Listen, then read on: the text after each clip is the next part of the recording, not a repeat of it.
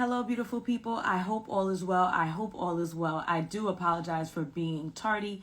I had a very fussy baby all day long, which did not allow me to handle any of my business, i.e. laundry, i.e. emails, i.e. text messages, i.e. posting, i.e. anything, until Daddy Wellington came home, which then gave me some freedom. So for the last 39 minutes, I created posts, I did a load of laundry, I put on some clothes for y'all. I took my curlers out, and here we are. We're going to get to it. Unfortunately, my time is super limited because of my late start, but we are going to get through as much as we can in the time that we have allotted. Welcome, everyone. If this is the first time that you are joining my live, please let us know who you are and where you are from so that we can welcome you appropriately to the land of love. My name is Alison. I am a certified dating and relationship coach. I primarily work with women to help them find and keep the partners that they deserve. I have a bachelor's degree in education. I have a master's degree in counseling. I have a master's degree in mental health counseling, and this is not in an effort to boast, but again, you guys know how I feel about if you are getting advice, support, education from someone, you need to know their credentials so that you can know that what they have to say is valuable. You may not agree, but you will always know that it is reasonable and it comes from a place of experience as well as a place of education. Hello, Love Foodies, who is from France. Welcome. Thank you. I have I Heart Juju. Thank you. Teresa, who is from Delaware. I Share Smile, who's from Brooklyn. Where are you from in Brooklyn? I'm in Canarsie. We have Simone, who is from Memphis. Welcome, Memphis, in the building. Jay Howe, thank you for purchasing the badge. I appreciate you. We have Jazz, the Finest Ace, 1908. Hope your sweet baby is resting well. She is now, after making my whole day very difficult and setting me back, but that's the nature of babies, right? We have Kiana, who is from Atlanta, Georgia. Welcome, Tasha. Thank you for joining. Always Fit Now. Thank you for joining.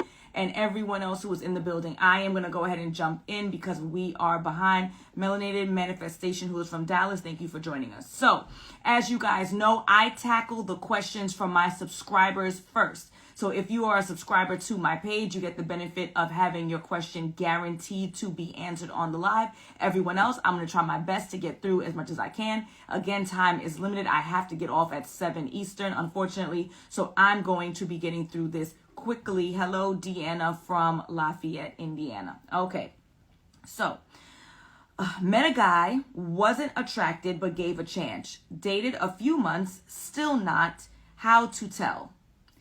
Met a guy, wasn't attracted, gave a chance, dated for a few months, still not attracted. How to tell? So I'm going to go with, assuming you're saying how to tell him that you no longer want to see him.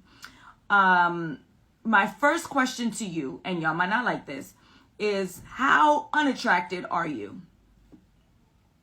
Because I think that many of us fall into this belief that we're supposed to be dating models and actors. Many times we date the models and the actors and they're the ones who play us.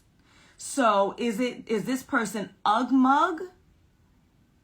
Right? Like you cannot, there's no way that the chemistry can exist. Is he a good person? Does he have all the non-negotiables? And is he reasonably good looking enough? So I'm not even answering your question yet. I'm taking it back. We need to be more realistic, y'all. And I'm going to say this. I did not look at your profile. I am not talking to you specifically. But sometimes we are also trying to date people that are out of our own range. So I just need all of y'all as an audience to rethink some of the standards and expectations that we have when it comes to looks. Looks fade. And especially for women, let's be honest, the measure of value, right, many times starts with our looks. Then secondarily will be our education and our personality. Well, our personality, then our education and our salary and all that kind of stuff. So for us as women to be looking at looks, knowing that that's our measure of value in society and our physique is our measure of value, and we know it's going to fade with baby number 1, 2, 3, with age, with all that good stuff. I am not going to be the one that's going to quick to say, well, if he's not sexy and he's not turning you on, then you need to turn the other way. Again, I'm not talking about a gargoyle, right? Like if this person is just like absolute, like it disgusts you to even think about kissing them. Okay, that's outrageous. But really, does the standard of handsomeness need to be all the way up there? Because looks are going to fade anyway. We all going to have that pot belly. I shouldn't say all. I'm very, very wary about all. Most of us are going to have that pot belly. Most of us are going to have those stretch marks. Most of us are going to have wrinkles. Most of us sex drive are going to decrease over time. So how much value are we going to be putting into looks? Okay, that's my side note. Now let me answer your question, okay? The question is, how do you tell the gentleman? The first thing I want you to do is question whether or not you should end it based on looks alone. But if you've decided, Alison, I don't care what you have to say, I'm ending this anyway because this person is absolutely unattractive to me and I cannot deal, I'm going to give you a side where I'm going to say, okay.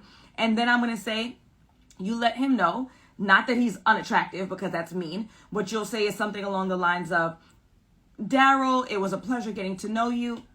Unfortunately, I don't think that we're looking for the same things, or I don't think that the chemistry is there, or I'm not feeling the connection that I hope that I would feel. You're a really great guy, and I wish you all the best. That's it. You're not feeling it. There's lack of connection. You're not looking for the same things. There's a lack of chemistry, and you wish the gentleman all the best. That's what you do. But I'm going to, again, caution you about how unattractive is this gentleman, and know that looks will fade anyway. So us trying to attach ourselves to the most handsome or the most beautiful, when sometimes, and again, I did not look at your profile, so I'm not talking about you, when sometimes we are not even in the lane of the folks that we're trying to attract. Okay? What are some good first date talking points? What are some good first date talking points? Okay, so there's going to be the general stuff, the easy peasy. What are you watching on Netflix? What are your favorite foods, right? That kind of like easy peasy kind of stuff, cheesy stuff. But what you really want to do is get to the root of whether or not this person is an appropriate match for you. So before you go on anybody's date, what I need you to do is to get clear on exactly what you're looking for in a partner in the first place. When you have that clarity, when you know exactly what you're looking for in a mate, the questions will generate themselves. So what do I mean? So I always tell you guys about the non-negotiables. Those are the 5 to 6 behaviors or traits a partner must seemingly have, because it's constantly you're assessing. They must seemingly have in order for you to date them, right? So you should generate that list before you go on anybody's dating app, before you go to anybody's social event, before you go out, okay? Now, you have this list, and those are the behaviors and traits that are important to you. People ask me all the time, Alison, are my non-negotiables good? Unless they're extremely shallow, I can't tell you that. Because whatever your morals and your values are what's going to be the driving force behind your non-negotiables. For me, as a West Indian person, I value hard work. So one of my non-negotiables is that my partner must be hardworking. I don't care if they come from money. We are going to be hustling all the time. We're going to be reinvesting. We're going to look for properties. We're going to look for new business ventures. I like work. I want work. That's what I value, right? Somebody else says, if you're doing well for yourself, I don't care how much work the person actually puts in. So anyway, you take your non-negotiable and you're going to create questions around it. So for me, hardworking is going to look like, what do you do for a living? Do you enjoy your work? Do you see yourself retiring from said position? Is there any opportunity for you to change positions, or are you pleased at where you are? Have you ever thought about doing something else? If so, what is it? Have you ever thought about entrepreneurial things, and what would you do ideally if you could do something else?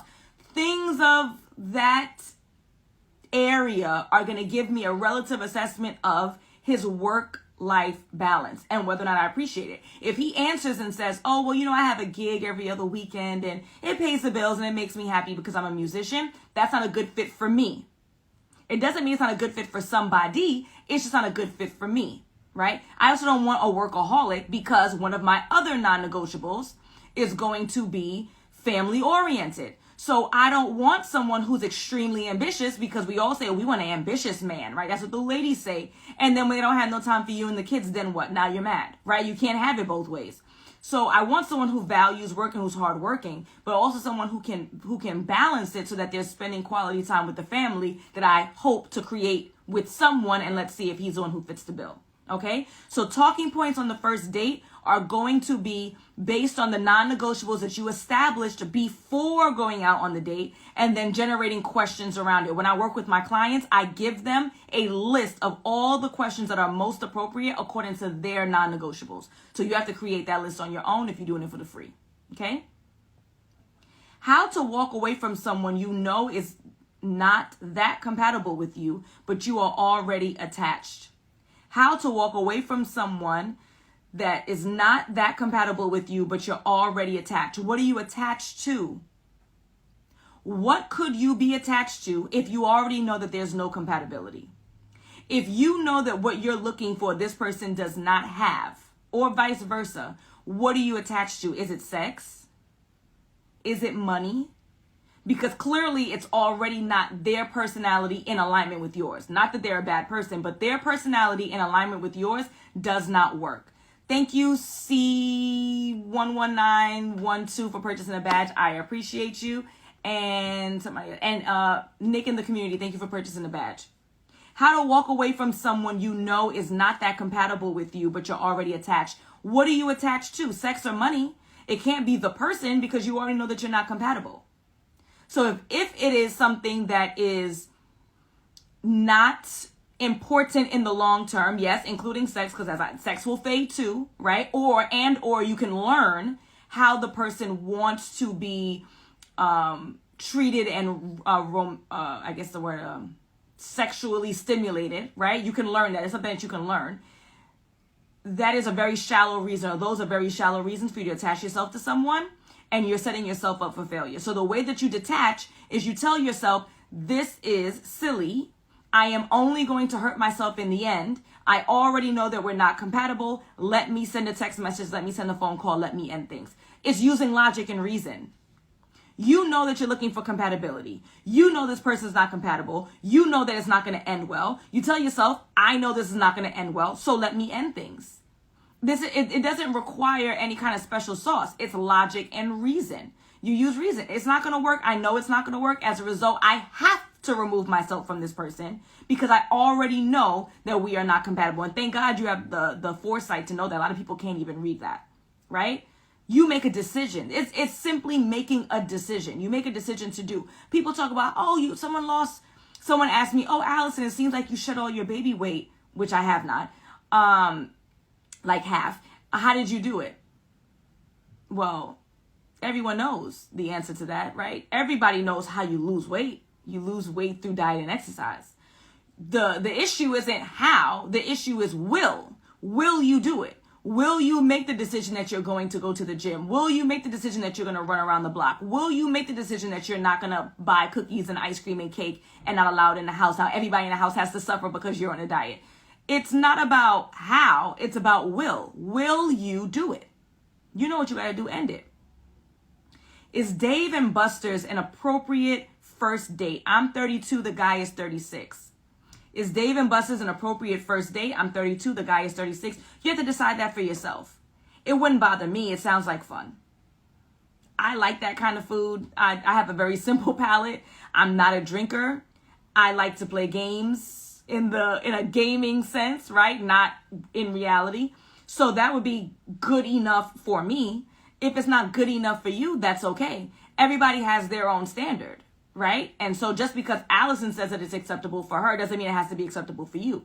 What I will say, though, is an expectation that an absolute stranger should be spending hundreds of dollars on you as another absolute stranger just because they think that you're pretty and they think that you have something interesting to say. I don't think that's practical. And I know that's not a popular response, right? Like, if he really likes you, he's supposed to chase after you and spend hundreds. I wouldn't even want to date a guy who was willing to throw hundreds of dollars down on a woman because he thought that she was pretty and he wanted to get to know her a little better. Not at first. I don't think that should be the standard. If he has the money, great. If that's your expectation, great. But I am not going to expect the guy to spend that kind of money on a first date. We can definitely warm up to that, and I would appreciate it.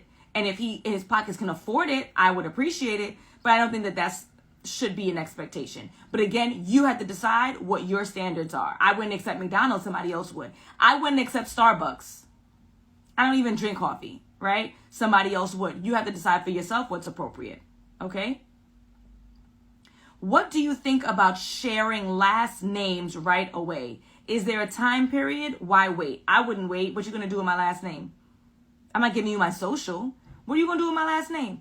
I don't have a problem telling somebody my first and my last name. If I was on a dating scene, I wouldn't have a problem with a first and a last name. I don't think that there's any kind of damage that one can do having my first and last name unless I'm on the dating scene and I'm married and I have no business being on the dating scene. And so they use that information to look at my Facebook perhaps.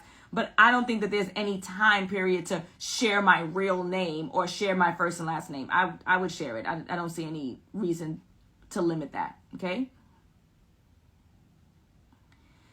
Dating multiple guys for a serious relationship, how to deal with sex. Dating multiple guys for a serious relationship, how to deal with sex. So first of all, if you're new to my page, you already know that I recommend multi-dating. I recommend that you should be dating more than one person at a time, because this gives you the opportunity to assess who's an appropriate match the fastest, as well as not become too attached to any one person, because you're seeing other people. So it's not that big of a deal for you to not attach yourself. When you're only having one option, you're going to squeeze and hold on to that one option, even if that one option doesn't want you. Dangerous, right? So let me make that clear for anybody who's new. So I already believe in sentence 1, dating multiple guys to look for a serious relationship. How to deal with sex? Unfortunately, this is another one that I can't answer for you. You have to decide what's most appropriate for you in terms of sex. For me, I would not be having sex with more than one person at a time. That's for me. Some people will say they don't want to have sex at all while they're dating and wait for a commitment. Some will say to wait for marriage. You have to decide for yourself what your moral compass is around intimacy with someone. I can't answer that question for you. Okay? Sorry.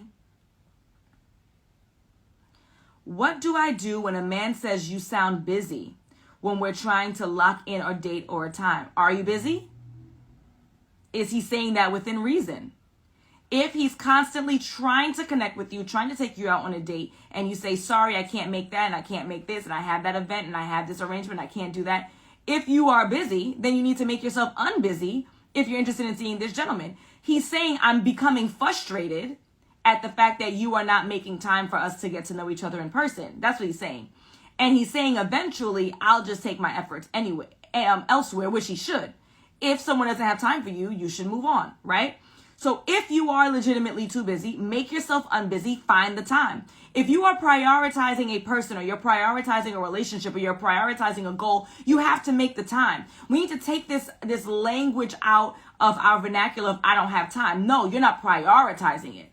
You have time to work out. You have time to cook. You have time to date. You have time to work. You have the time. You're choosing to prioritize other things, which is okay, but don't lie to yourself and say, I don't have time to date. No, I'm not prioritizing dating. And then we can talk about why you're not prioritizing it. Is it because you believe you won't get a positive result? So in your mind is, why should I prioritize something that I don't even think is going to work?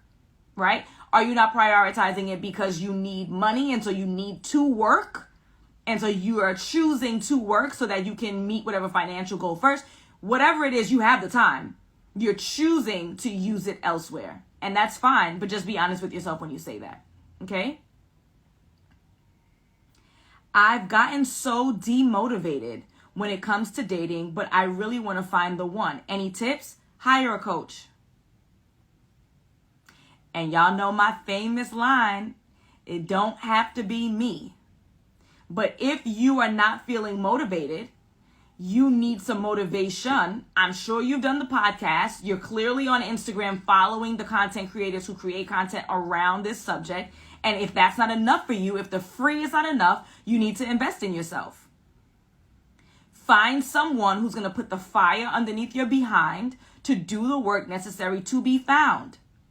The ladies love to say, he who finds a wife finds a good thing. So you believe you don't have to do anything in order to be found because he's going to break through your window or he's going to show up at your door. He is not.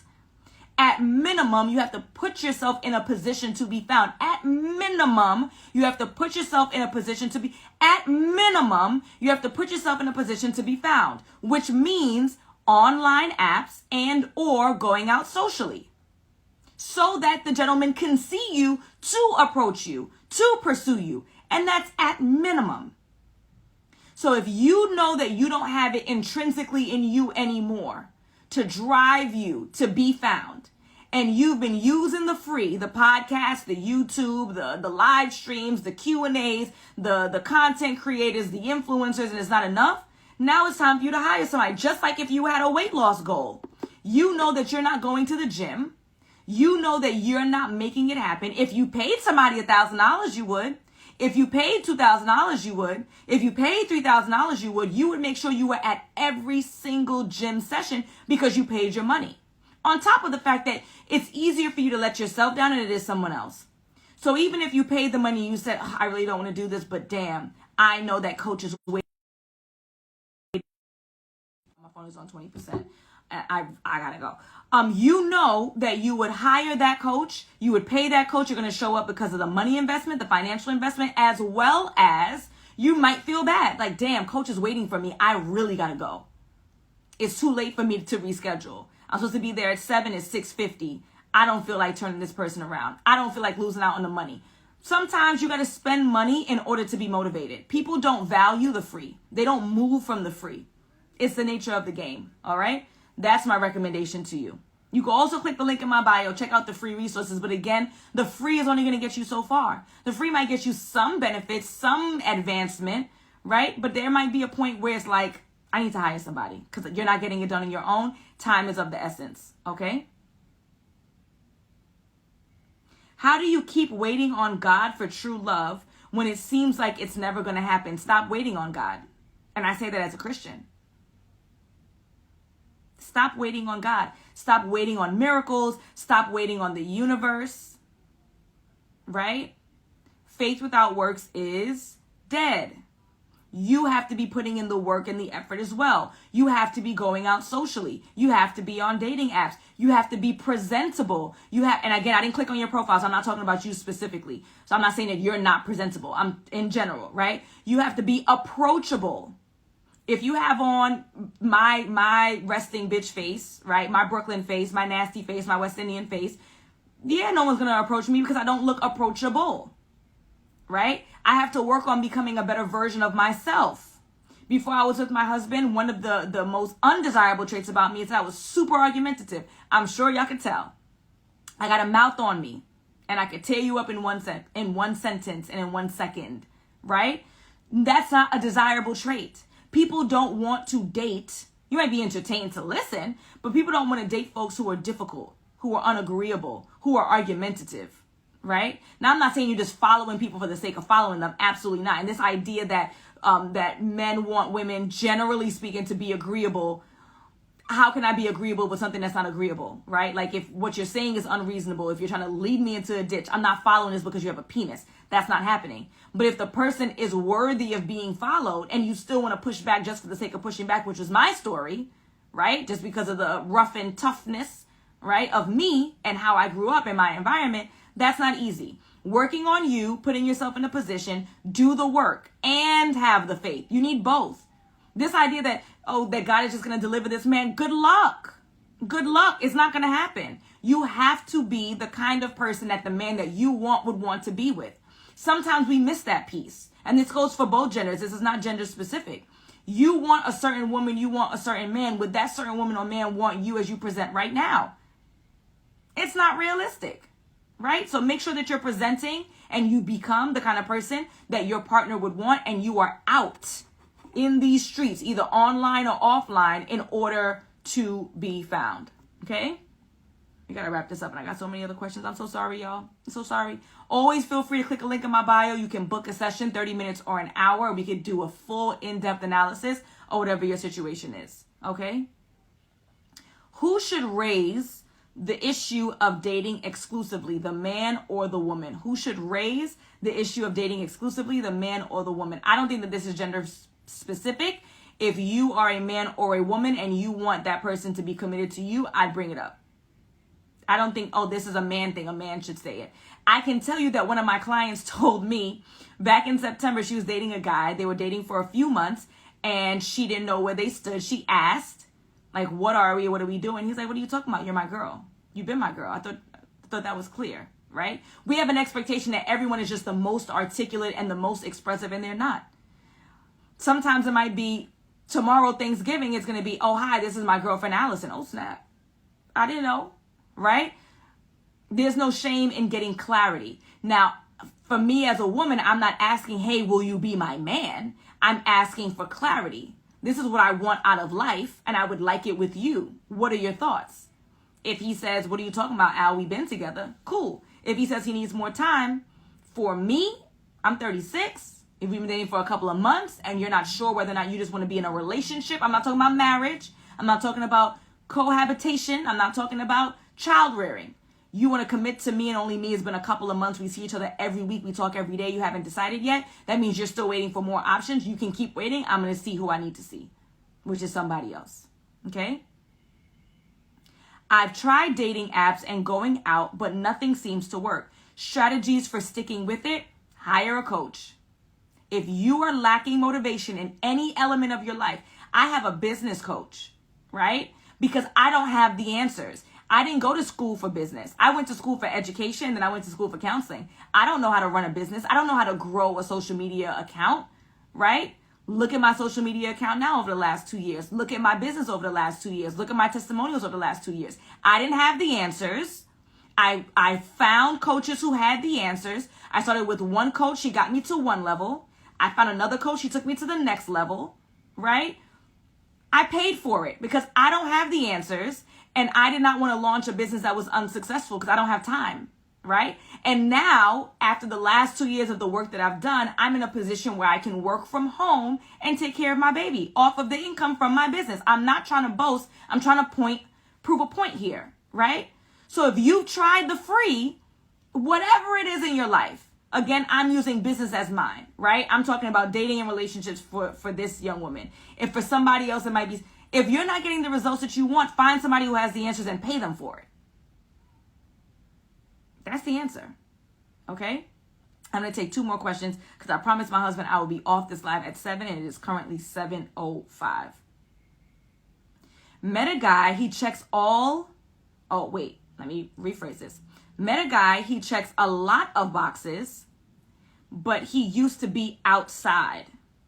Claims he's legit now, should I be worried? Met a guy, he checks a lot of boxes, but he used to be outside. Claims he's legit now, should I be worried? So I'm going to assume that when you say he used to be outside in quotation marks, outside to me means dating, but then you followed up with claims he's legit now. So I'm assuming that outside means criminal activity. I'm assuming you mean that he was involved in criminal activity and you're concerned that he's not living a legitimate working lifestyle. Why do you have that concern? Does it look like he's not living a legitimate working lifestyle, that he has a real job with W-2s or he has a legitimate business? If it looks like it, then it probably is the case. If it walks like a duck and it talks like a duck and it whatever like a duck, quacks like a duck, then it probably is a duck. If this is a lifestyle he used to lead and you see him getting up and going to work every day and you see that his finances seemingly match the income that he claims that he's receiving, then I would take his word for it, because why would I not? If I have a reason not to, then fine. If he's taking phone calls in the middle of the night that seem weird, okay, he's probably not living a legitimate lifestyle. If he's telling me that he works for MTA, but then he's driving a Maybach and it looks like the money is not, the math ain't mathin', then okay. But if I don't have any reason to believe that he's lying, then I'm going to take his word for it just like I would take his word for anything else. Okay? Go. This is the last one I'm going to do.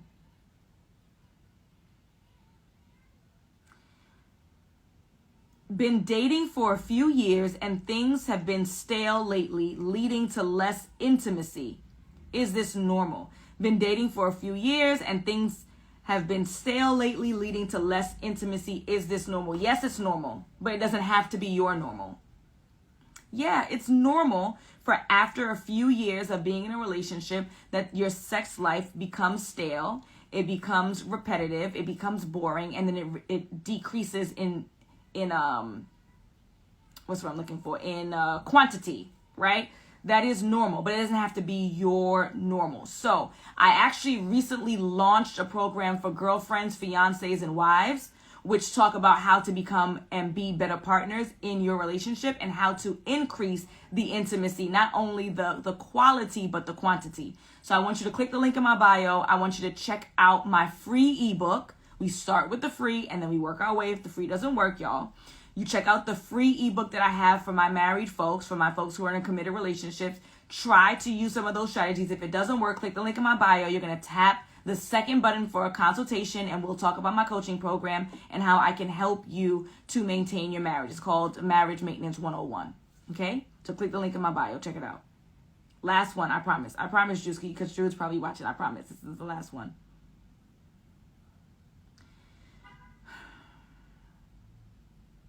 Going through a divorce, I want to reconcile, but spouse has moved on. Please help. Going through a divorce, I want to reconcile, but spouse has moved on. Please help. The help I'm about to offer you is not probably going to be helpful in the way that you're looking. If someone has moved on, they have moved on.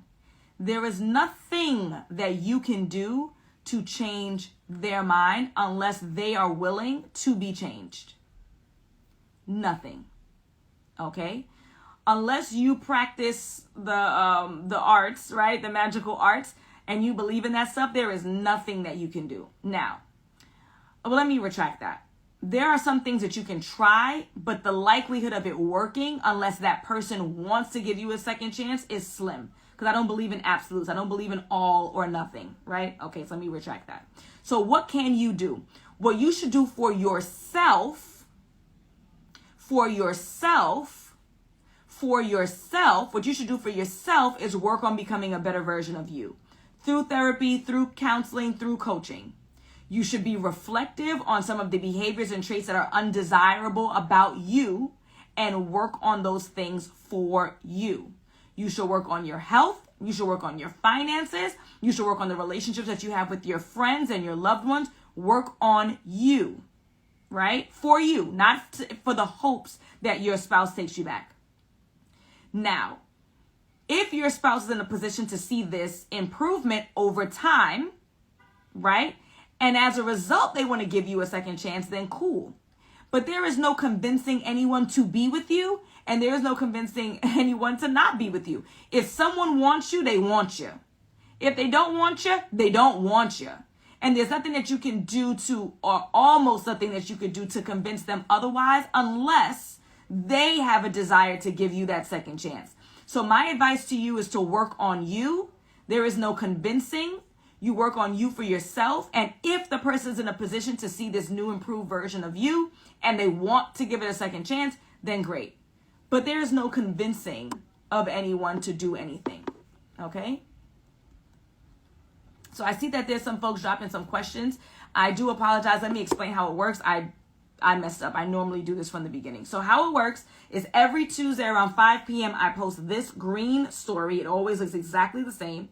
And I have a question box. You have to put that question in the box in that 24-hour window from the time I drop the question until the time that I go live. And that's how I gather those questions. I can also send you a text message every Wednesday to say, hey, I'm about to do the Q&A. Do you want to ask me a question? And I put the link for you to do so. How do I send you that free text message? You click the link in my bio.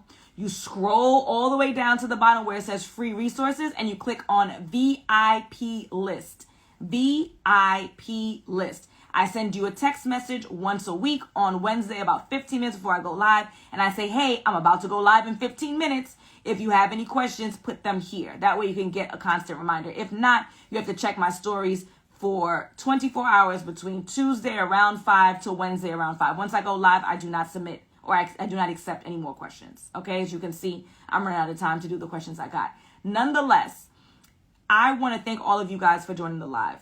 If you have more questions or concerns, you have two options. One, you could wait till next week. Join the VIP list. It's free. You get the reminder text message. Click the link in my bio to get there. I send you the text. You put it in. You can get your questions answered for free. I do not answer questions via DM. I don't. And I'll tell you why for those who are wondering why, right? There's one of me and there's 53,700 and something of y'all. If I were to open my DMs for questions, that's all I would do all day long. I would not be able to work. I would not be able to earn money. I would not be able to care for myself and my family. I would not be able to spend time with my husband or my child or my extended family or my friends. I cannot do it. So as a result, I do not accept questions via DM. What I do is I organize a day, which is today, on Wednesdays around 6 o'clock to answer your questions for free. And if you cannot wait, or I did not get to your question, or it needs a lot of context and it can't fit in a little box, then what you'll do is click the link in my bio and you can book a session, 30 minutes or an hour. And we could talk all about you, and I'm going to tell you exactly what I would do if I were you.